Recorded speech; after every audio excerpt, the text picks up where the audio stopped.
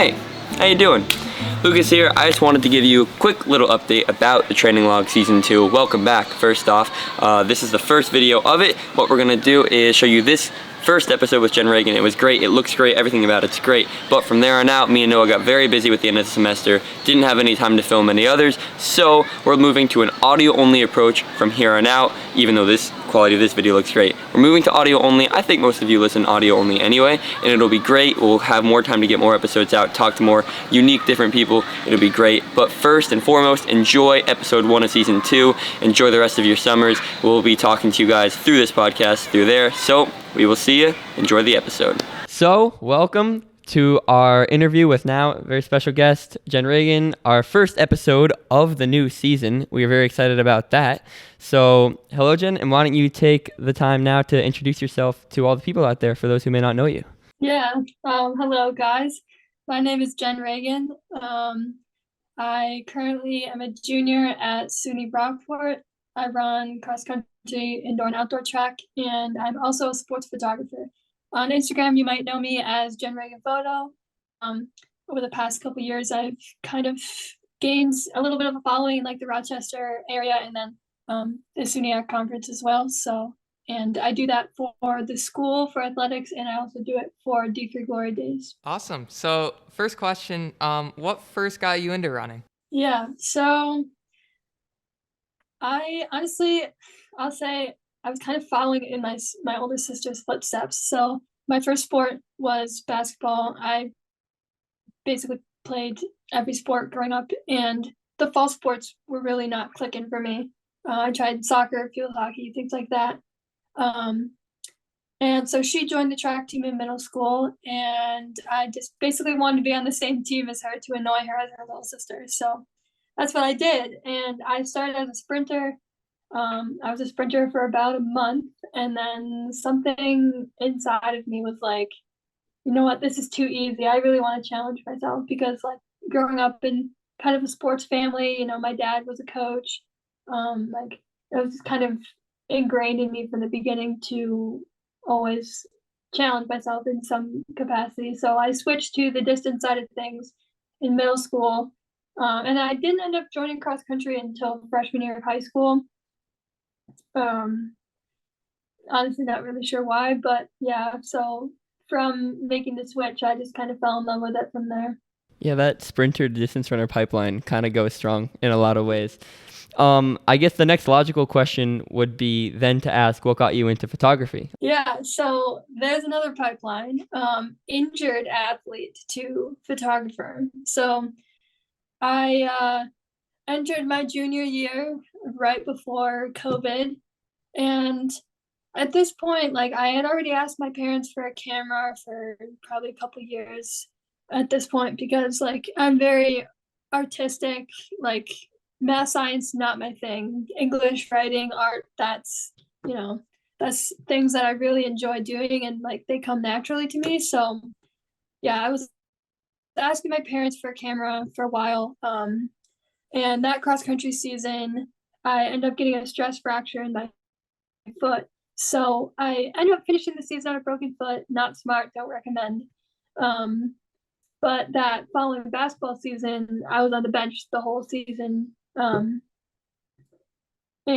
my birthday was around that time too. So I got a camera for my birthday, and I really wanted to contribute to the team in a way that helped them in some capacity. So you know, I brought my camera to the bench, and that's pretty much how it started. Where did you learn to like progress your skills in photography? Because like sometimes like I'm on your page just like scrolling and like looking at your photos for so long. I'm like, oh my God, how did she take that? So did you teach yourself, or did you learn from like a mentor? Yeah, lots and lots of practice. I would say I am mostly self-taught. I'm an education major, but I'm pursuing a photography minor, and I will say that I have learned some skills from the classes I've taken here and at my previous school, because I'm a transfer. But I am mostly self-taught. So COVID hit, and it was kind of a blessing in disguise for me in that capacity, where I could just take my camera outside and start shooting, and, you know, practice just learning the functions of the camera, learning about, specific things to balance lighting, to balance color, and then editing is a whole nother part of the game where you really have to spend your time learning colors, where to kind of create the type of aesthetic that you want in your work. So I use Adobe Lightroom Classic on my computer to edit, and yeah, basically like playing around with presets, learning colors, things like that, which has helped for my classes as well. But yeah, honestly, it's a lot like distance running in a way where you have to put your time in. It was really, honestly, I would say a kind of a slow process for me to get to where I am now. But like sometimes I do the same thing. Like I'll scroll back and look at my old photos and I'm like, wow, like I can't believe I thought that was good at that time. Or, I come from humble beginnings, but I will say I've learned a lot from that. Yeah.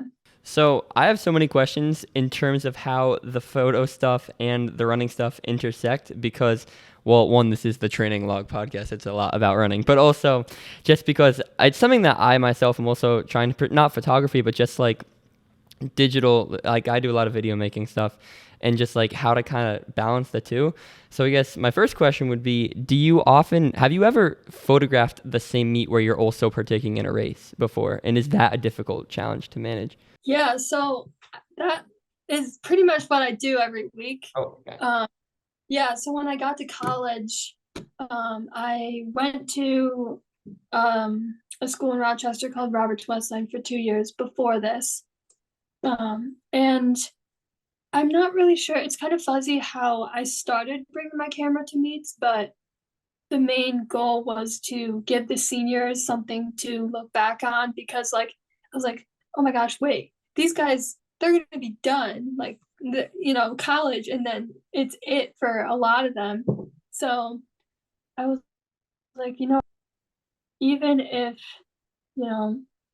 it started out with me saying like, okay, if the guys race second, then I can take photos of the guys race, things like that. But yeah, I would say it's as difficult as I make it on myself. Like I've learned about like how early should I stop shooting so I can give myself time to kind of switch into the racing zone. And then I also shoot a lot more at the beginning of the season so I can give people the memories and the photos that they want in the earlier meets where not that they don't mean as much, but it's a little bit more relaxed. So then at the conference championship, things like that, I can give myself a break and just focus on competing. But yeah, I think, and it also depends on like if we're traveling, because for me that means an extra bag, an extra responsibility to take care of along with like getting my schoolwork done and then doing my own training. But it is a really cool thing to be able to do. The classic, oh my gosh, you just raced and I have a camera in your hand. Like I'll be like walking around in my uniform and my camera, which, people are starting to notice that more. I think now that I've gained more of a following this year, from D3 and like attending the national meets. But yeah, it's definitely, again, something I had to learn. I usually stop shooting, I'd say 2 hours before my race, 2-3 hours, just so I can relax. Yeah, did it take you a long time to find that balance of like switching to like a race mindset when you're also thinking about taking photos at the same time? Because correct me if I'm wrong, but like if I were doing it, like I'd be thinking about the photos like a lot and just like not switching to that race mindset. So did it take you a while to like kind of learn the ropes of racing and photography at the same time? Yeah, I would say definitely, because I would put probably unnecessary pressure on myself to be able to perform in that aspect and then perform in my own race. So I guess, fine tuning like which angles I needed to get, kind of instinctually like knowing who is in what race, so I can say, okay, if someone's doubling, I don't have to shoot both their races. That was, um, one just like little things like that that I kind of run through in my head before the meet and during the meet. Um, Again, it just kind of comes with experience, but it was difficult at first, I would say. That's why I kind of usually I would like put my camera away and then go to my warm up, and I'm like, okay, maybe not. Maybe give yourself a little bit more time to just like sit, relax, like get this is still a meet for you. You know, you still have to get into your own um mental preparation. So yeah, extending the time of me taking a break from shooting helped with that, I would say. You mentioned it a little bit previously, but I want to go further into it. Have you ever, not, I'm sure you have been, but have you been starting to get more and more recognized at meets by people you just don't know at all? And is that an interesting experience for you? Yes, definitely. I was racing the 5K at St. John Fisher this past weekend, and someone was cheering "Go Jen Reagen photo" every lap, and I was like, "Oh my god!" I was like giggling a little bit, but I didn't know who they were. So yeah, that has definitely happened a little bit. I wouldn't say a ton. I guess more so at like Boston or a national meet where I don't see these people every weekend. But yeah, um, it's really special, I would say, because it kind of validates the fact that I'm doing a project that's for something bigger than myself. It's ultimately for the D3 community. And yeah, I mean, I love when people say hi to me. It's great.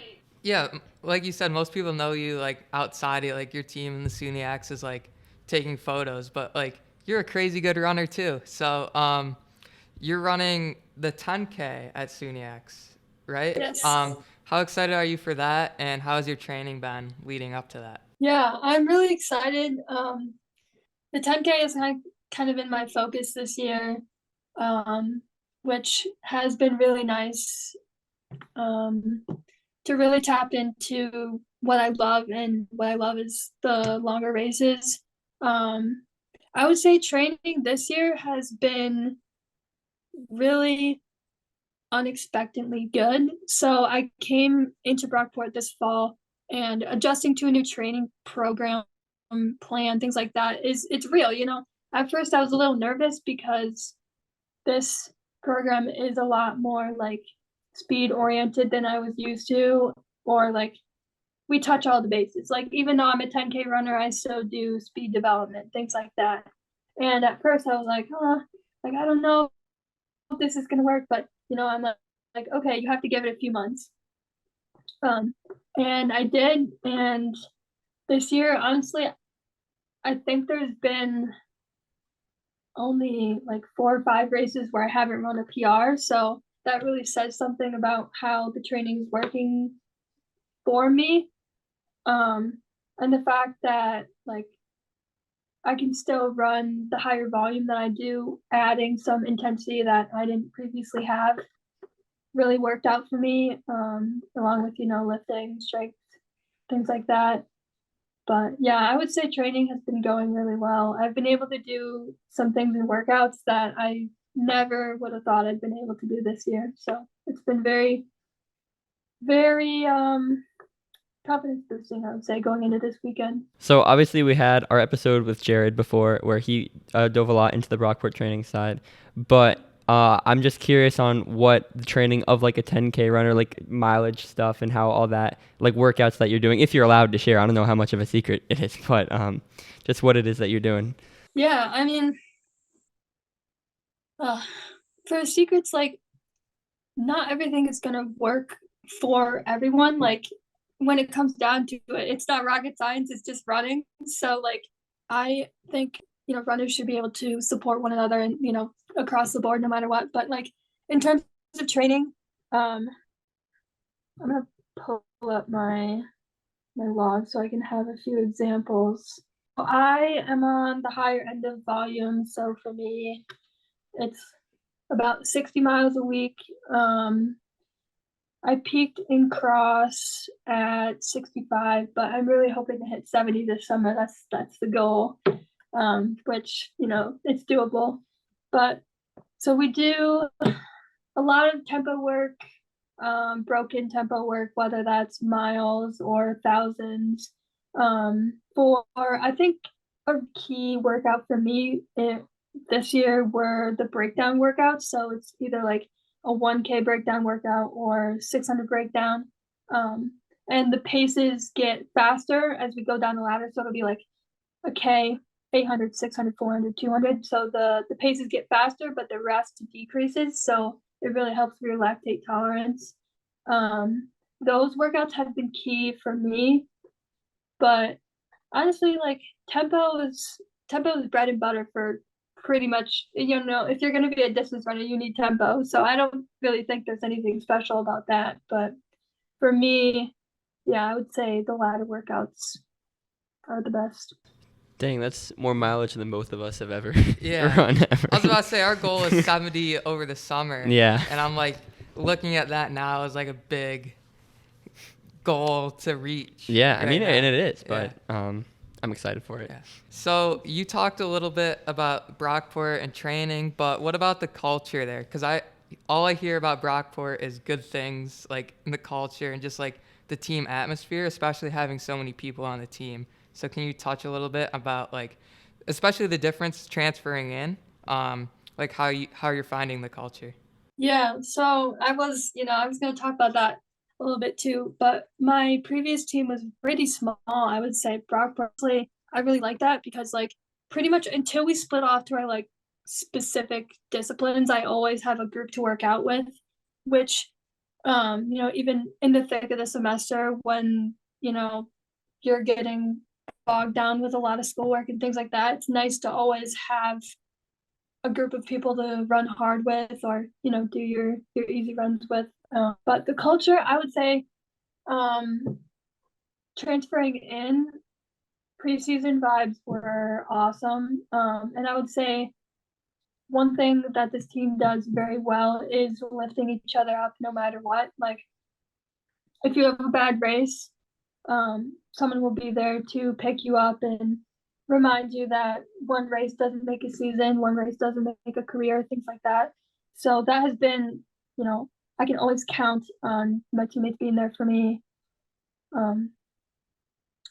which is something really nice to have. Just, in general, I can go to practice, I can go to a meet knowing that I have a really good support system backing me, whether that's coach or my teammates, which is really reassuring. Yeah, it's something that's so important that we've been talking a lot about our own team and how it's just having a positive mindset, a collective, like it can't just be a couple people, just collectively with a lot of people goes so far for the whole team, just in mindsets of practice or racing, which really both relate into each other. But to segue back into the photo thing, but also still staying on this in a bit of a way, has all of the photo endeavors given you more, less, or no difference in the motivation to training at all? Oh, motivation to training. I would say, I mean, I've always been very self-motivated. They kind of do go hand in hand because I put a lot of work into both things, and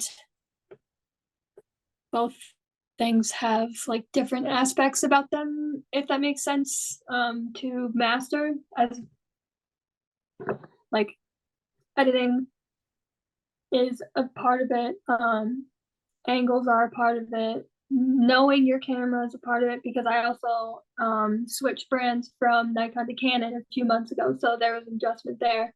Knowing the functions of your camera, and then knowing the systems of your body and what needs work, like if you are lacking anaerobically,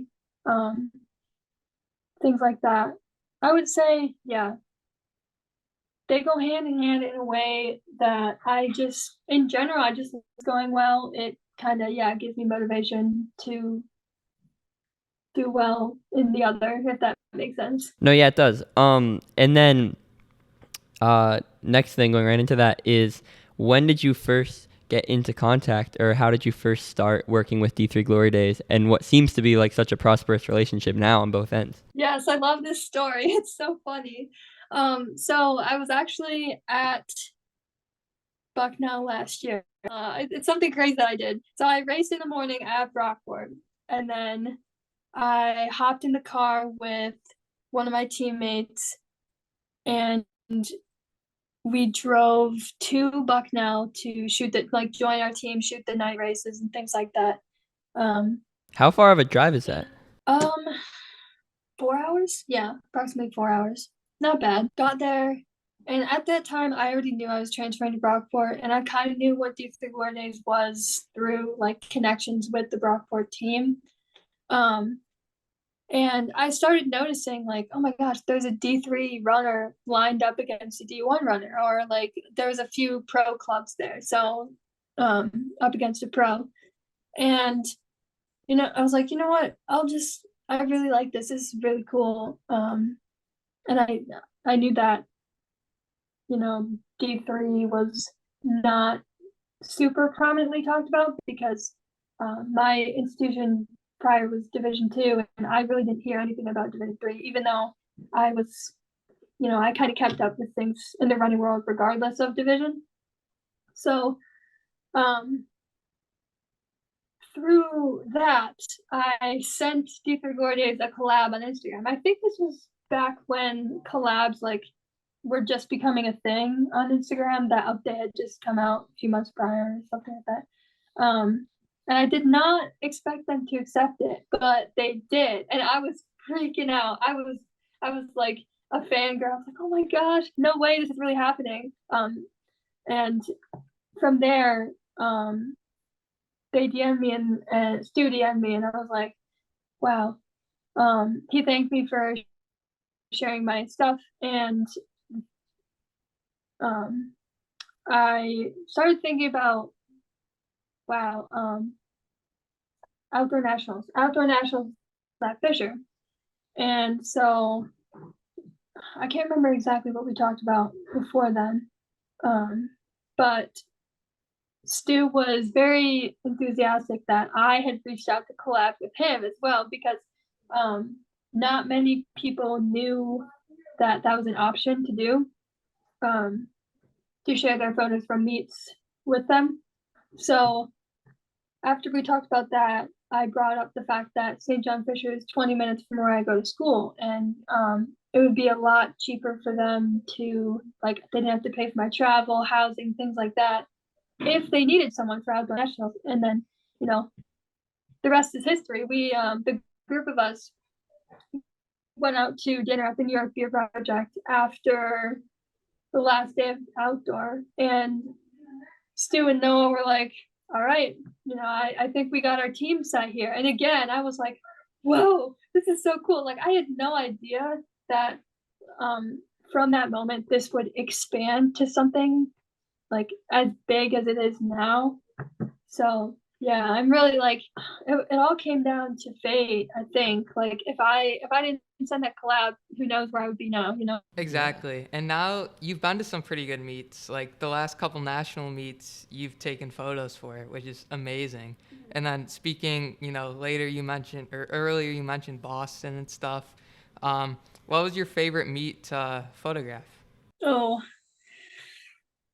gosh. And the best experience of the whole. There's nothing quite like your first one. I will say that. Outdoors, it was at a place that I had raced at before. And it kind of felt like I could consider Rochester like my home city. I'm from the Buffalo area, but I love Rochester, and just seeing all these incredible athletes on this track at this facility that I had just been at a few weeks prior, there's nothing like it. And my first time seeing these athletes up close, and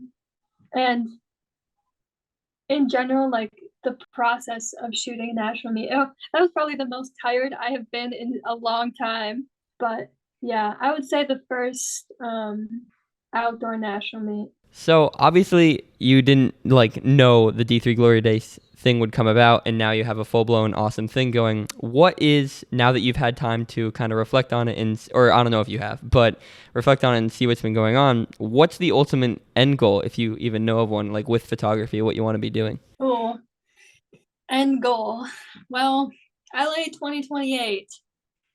That's a goal. It's definitely not the end. I want to keep doing this for as long as I can, you know. I really want to, I don't want to say leave the sport. I mean, when I'm, you know, when I'm really old down the road, I want to leave the sport better than when I found it. But yeah, I definitely like, I want to take the route of being a teacher during the school year and then doing photography during the summer, because most of them occur in the summer, like the Diamond League circuit and things like that. Um, so that would be like, if I'm like reaching for the stars goals, that would be awesome. Shooting the trials, getting credentialed to shoot these meets is pretty difficult. Like you have to have connections, and I have to work my way up through the ladder of just, you know, going to different places, getting new experiences, meeting new people, to eventually get there. But I do believe I'll get there, like to the trials and hopefully to the Olympics at some point. Well, that's an awesome goal. Yeah. That sounds amazing. Yeah. So this is a very hard question, but if you pick one, which I don't know if you can, Oh boy. but what is your favorite photograph you've ever taken? Ooh. Oh, well, I think there's two ways I could go about this. One is just a really, really cool photo in general. You know, a cool frame, or you know, something that worked out that I didn't think would work out, or a photo with a really cool backstory. So I'll do two categories. My favorite photo of all time is actually my laptop background, is a photo from Steeple Outdoor Nationals Finals last year. It's a picture of spikes, and the water is kind of spewing off of the spikes in a way that I have my computer, but this is the photo. I know that. Not great. I've seen it. I've seen We've that. seen that Yeah. before.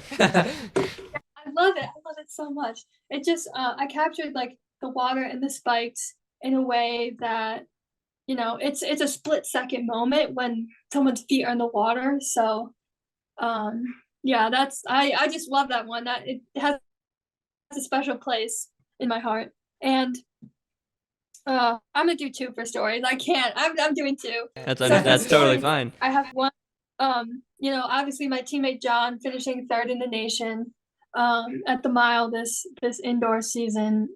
Just the photos that I got of Coach and him. That moment was so special for me to witness, because I believe it was our first All-American ever in the mile. And I think John came in ranked like 12th or 15th, something around there. So yeah, just that moment in general, because I know them, was awesome to capture. And also I found out the winner of that same race, I believe it was Bennett Booth from Pomona Pitzer, who won that race.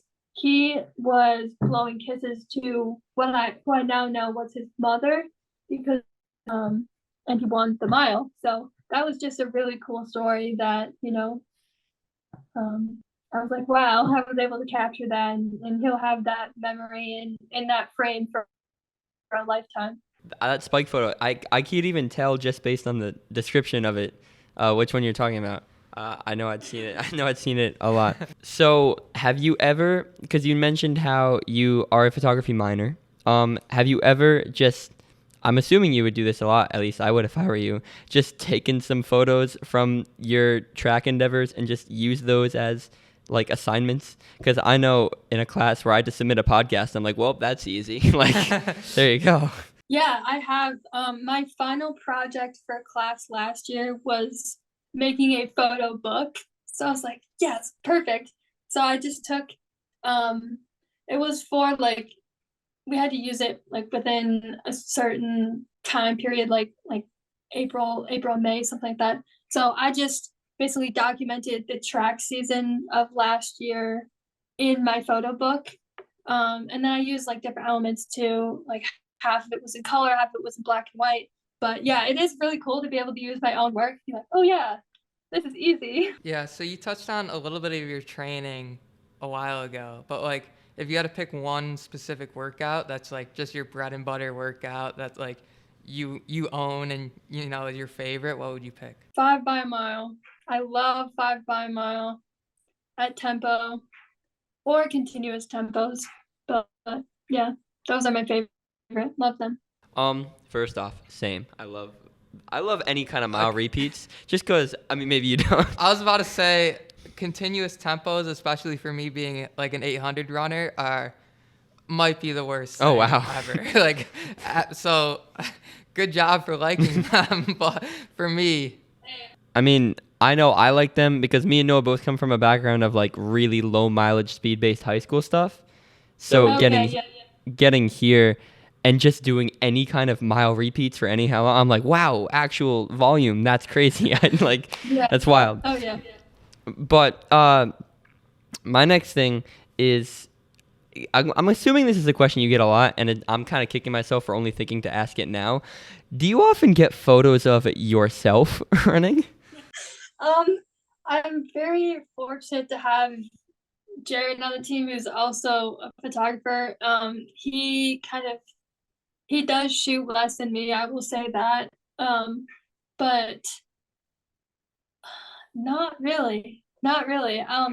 Through connections though, have been like when I raced at Bucknell, um, a photographer I knew was there, and um, a week later, like I get a text with a folder and some photos of me. I was like, oh my gosh, thank you so much. Like this is rare, but I love it. It's really special, and um, I kind of I get to see both sides of me sending you guys the photos and receiving them myself. my last question before we get into like we have like a rapid The fire speed round, that yeah. that I think is really fun. But what's your most memorable like racing experience? Memorable in a good way or memorable in a bad? Um, I'd say in a good way. Yeah. okay. If it's a good way, SUNYAC's indoor this year. I was doing the 5K and the 3K double, and I got 2 PRs in 2 days.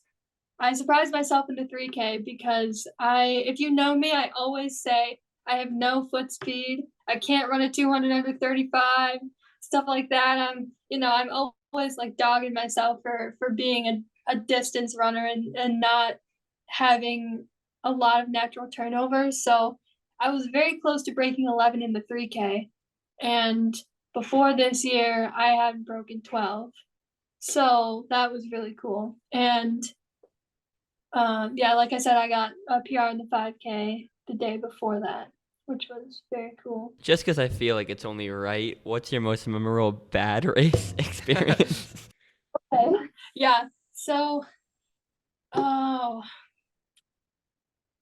well, there could be two, but I'll go pre-nationals this year just because, like, if there's anyone on here that or like listening that race nationals or pre-nationals for that, you would know the course is just so hard, the hardest course I've ever run in my entire life. Like, yes, hills are great. I run hills, as often as I can, but this was like Mount Everest. If Mount Everest was on a cross country course, it would be at the 5K mark of the Dickinson cross country course. And it was also pretty hot that day, so that didn't make it any easier. Like bodies were hitting the ground all around me. I was like, oh my gosh, what's happening? Um, but I mean, it was still a really memorable experience because, like, again, I got to run the nationals course that I would later photograph the top dogs running later in the year. But yeah, that was just so hard.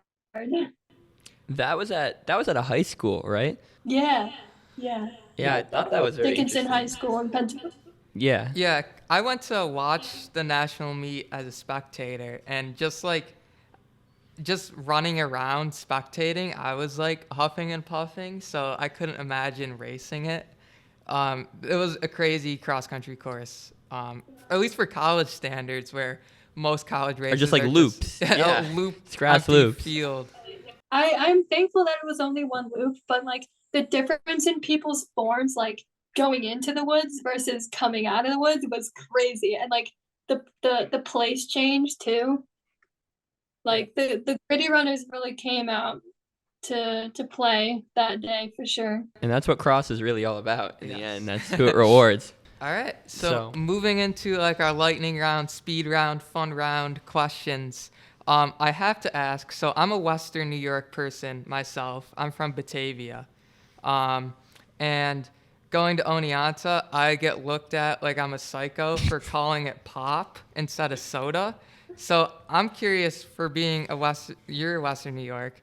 So what do you call it, soda or pop? Pop all the way. Oh There we my go. goodness. See? I'm not crazy. Look, I There's don't another doubt- person. I don't doubt that whole region calls it that. Yeah. But that's wild. That's weird. That is I just can't imagine that. That's like, Yeah, everyone around here, when I say pop, they look at me like I have two heads, and they're like, "You're the only one that in the world that says that." And I'm like, "No, everyone in Western New York like says pop, and they don't understand that." Yeah. I'm glad you guys have your thing that makes you quirky. I get like, I just like that.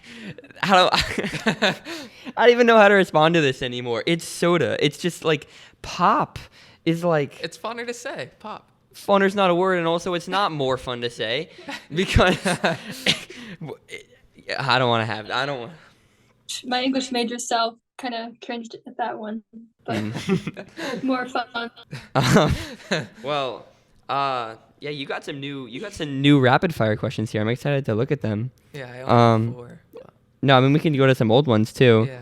So, okay. I'm just gonna steal one of yours. If you could jump in a pool filled with any material of your choosing, what would it be? That's a good one. I like that. Oh gosh.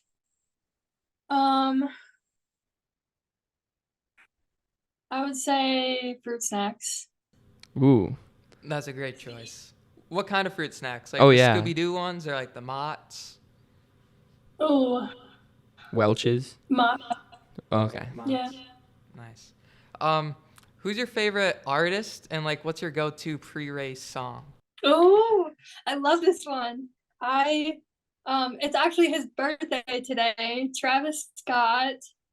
And the last song that I listened for ever is, there's a lyric that says, "You'll never catch me falling off," and I'm like, okay, if I'm with a pack, I'm not gonna fall off, or I'm not gonna fall off the pace, which is very crucial in a 25 lap race. So that's kind of what I repeat in my head. Favorite trainer you've ever worn? Adidas Boston 12. That's the only trainer that I've used more than once in a row, and I'm on, I think, my 6th pair now. Yeah, love Wow. them. Wow. Dang. I'm a Adidas Boston person too. My favorite shoe ever maybe might be the Boston 10s. Just because they're so durable. And then I got a pair of Boston 11s, and they like the whole like upper of the shoe ripped like 100 miles in. Oh, Dang. But, no. Yeah, I yeah. started with the 10s, and I've kind of worked my way up to the 12s, but I think the 12s are the best version so far. I'm on my 4th pair of Invincibles, and I don't really see myself going back.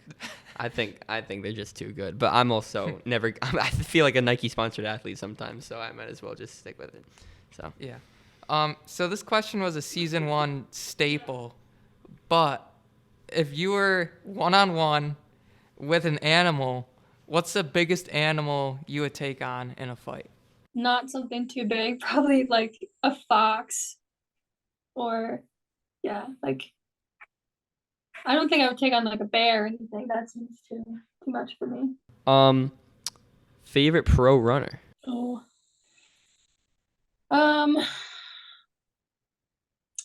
I really like Carissa Schweitzer.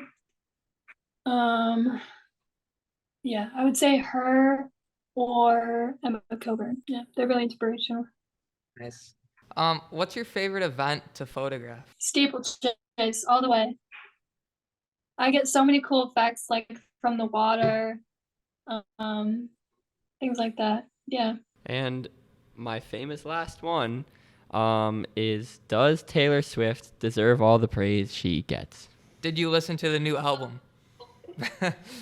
I listened to some of it. I would say I am very much a Kanye West listener, so I'm not huge on Taylor Swift. Like, I mean, I feel like she's very influential, and she's done things in the music industry that no one has ever done. So she deserves all the respect in the world for that. But like, it's just not a huge part of my music taste, I would say. See, that's a respectable answer. Yeah. It's unlike some of the other people we've spoken to before. Yeah. There's some hatred out there. There is a lot of hatred out there. Yeah, like she's a human being, Yeah, no, I mean, influential, very good for like, the lyrics are like great for, I think, people who need that kind of thing in their life. Her music's mid, and there's no way around that. But she has a song called Fortnite now. But she does have a song called Fortnite, so let's have all the teenage boys worship her. That one isn't bad because of Post Malone. But I would say if there was a song from one of her albums that I like, it would be Endgame. It has a Future feature in it. Yeah, I don't know her deep cuts, but I'll take your word for it.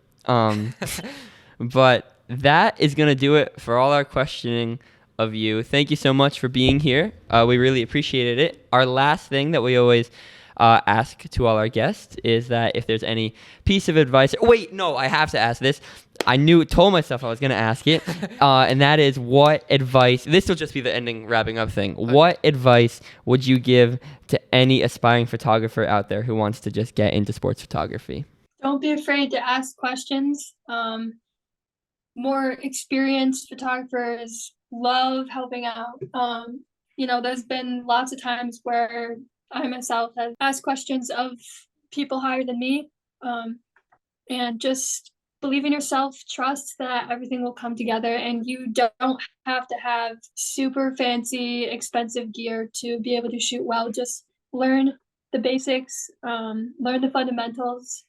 Same thing with running. Like, when you're building your running form and you're thinking about foot strike, arm carriage, being relaxed, things like that, it's the same thing with photography, where you got to learn the basics and you have to have patience in your craft, because your hard work will pay off. Well, I think that's a great place to end it, unless you have anything else. Yeah, that's it. I just want to say thanks so much for being here, and that's really going to do it. So that's a wrap on episode 1 of season 2. Stay tuned next week for Christopher Shimkus, and we will see you guys later.